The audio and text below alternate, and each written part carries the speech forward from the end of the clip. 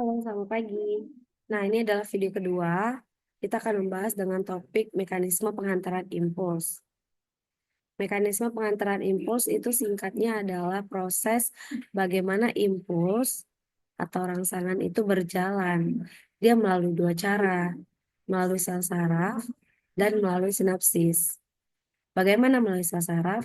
Jadi bagaimana impuls atau rangsangan itu berjalan di sepanjang sel saraf ini, khususnya di sepanjang ini, bagian ini. Nah, sebelum masuk ke sana, kita mau pointer dulu ya, bagian-bagiannya. Ini disebut sebagai dendrit. Ini adalah tempat di mana rangsangan tiba sampai, jadi dia adalah bagian sel saraf yang fungsinya itu untuk menerima impuls. Yang kedua adalah ini, namanya adalah badan sel. Dan yang terakhir yang bagian ini dari sini, dari ujung ini sampai ke sini disebut sebagai akson atau neurit juga boleh. Nah, sama ya seperti juga. Jadi kalau yang pertama, mekanisme penghantaran impuls melalui sel saraf itu dari sini. Dari diterimanya rangsangan masuk melalui dendrit, diteruskan ke badan sel dan menuju akson. Jadi di sepanjang akson inilah sampai ujung ini itulah melalui sel saraf. Yang kedua melalui sinapsis. Bagaimana impuls itu diteruskan dari sel saraf nomor 1 menuju sel saraf nomor 2. Jadi di sini seperti ada gap. Di bagian sini seperti ada gap atau wilayah yang disebut sebagai sinapsis. Bagaimana sel saraf satu mentransferkan impulsnya menuju ke sel saraf kedua. Dan demikian seterusnya. Itu yang poin melalui sinapsis. Kita masuki yang melalui sel saraf dulu ya. Sebelum Miss akan gambar dulu.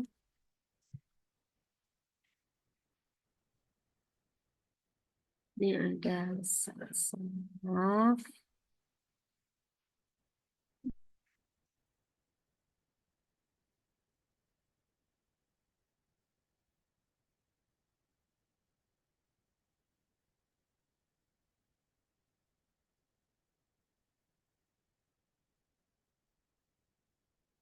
Oke, lalu ini badan sel. Anggap ini dendritnya.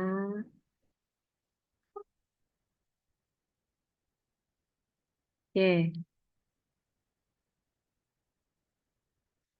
lalu Miss akan bagi dia menjadi 4 sekat. Tapi in real life dia bukan 4 sekat ya. Dia tetap seperti itu yang punya yang punya nodus Ranvier dan juga subumyelin. Nah, lalu nanti kita akan berbicara ada 4 hal yang akan kita bicarakan bahwa kita mau mekanisme pengantaran impuls melalui sel saraf.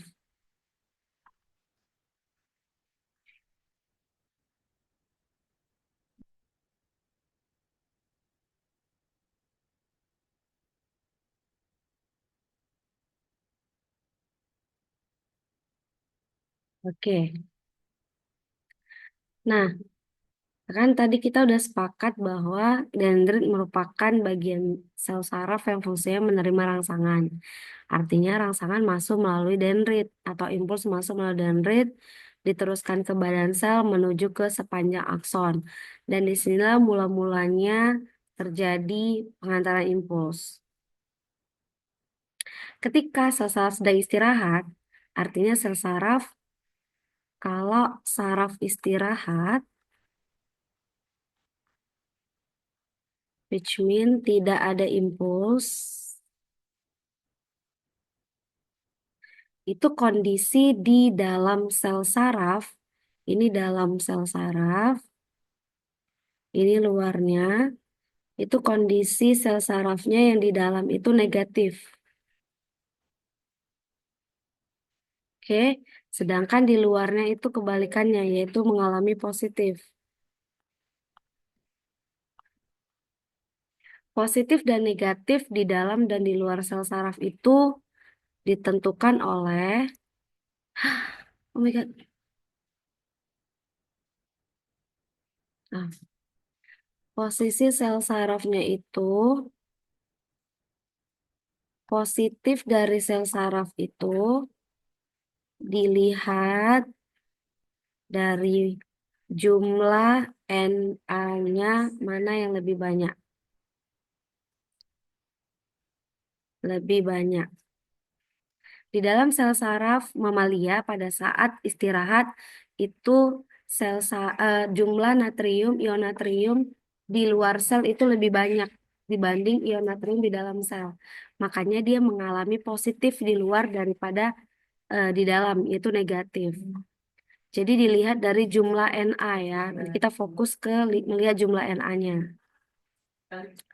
Lalu apabila impuls datang nih, apabila impuls datang ke sel saraf ini, oh sebelumnya impuls jangan datang dulu deh. Sebelumnya impuls jangan datang. Oke. Apabila sel saraf sedang istirahat, artinya tidak ada impuls, maka dia disebut mengalami polarisasi. Maka kita tulis sel saraf ini sedang mengalami polarisasi. Bagaimana dengan bagian kedua? Juga mengalami polarisasi. Ini juga mengalami polarisasi. Dan yang paling ini juga mengalami polarisasi. Karena tidak ada kedatangan impuls sama sekali. Nah, in this case, artinya sarafnya sedang istirahat. Jumlah Na tetap lebih banyak di luar dibanding di dalam. Tapi apabila impuls sudah datang, ini impuls datang ke bagian ini, artinya kan di bagian sini sudah kedatangan impuls. Ketika bagian sini sudah kedatangan impuls, yang bagian sini belum kedatangan impuls. Nah, di bagian yang kedatangan impuls ini, dia terjadi sesuatu secara tiba-tiba. Apa yang terjadi? Yaitu pemindahan natrium. Jadi awalnya yang di dalam itu bermuatan negatif karena jumlah Na-nya lebih dikit, di luar positif karena jumlah Na-nya lebih banyak. Impuls datang menyebabkan yang bagian dalam yang awalnya negatif itu menjadi positif dan yang di luar menjadi negatif di bagian yang sudah kedatangan impuls. Peristiwa itu disebut sebagai depolarisasi atau bahasa lainnya adalah potensial kerja. Oke. Bagian sini mengalami depolarisasi karena impuls sudah masuk. Sedangkan di bagian ini, dan ini belum kedatangan impuls. Kalau dia belum kedatangan impuls, berarti dia masih mengalami apa? Mengalami fase istirahat, which is namanya adalah polarisasi. Di sini mengalami polarisasi.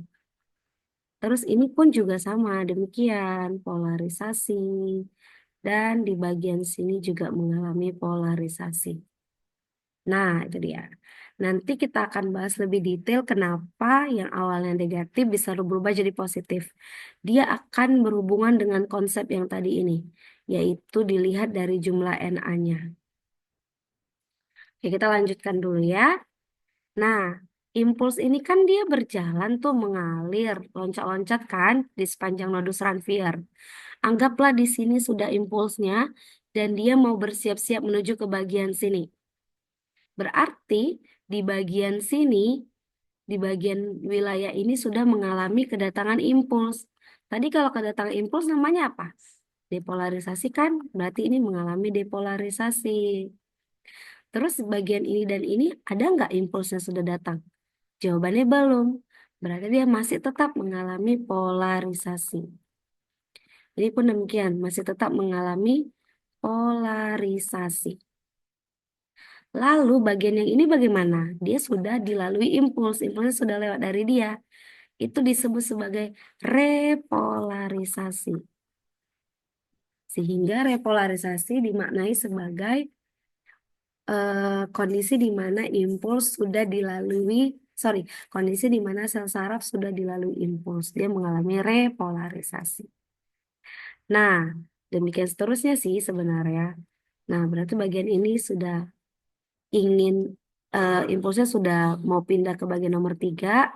Berarti di mana ada impuls, disitulah sel saraf mengalami depolarisasi. Yang ini polarisasi dong, karena kan belum kedatangan impuls. Yang ini yang sudah namanya repolarisasi. Dan setelah mengalami repolarisasi, saraf yang tadi mengalami refraktori. Oke, begitu dia. Selanjutnya, impuls masuk ke sini, mau menuju ke bagian sini. Bagian terakhir, berarti mengalami apa nih di sini? Mengalami depolarisasi. Karena apa? Karena si impuls sudah masuk ke bagian sini. Jadi dia mengalami depolarisasi.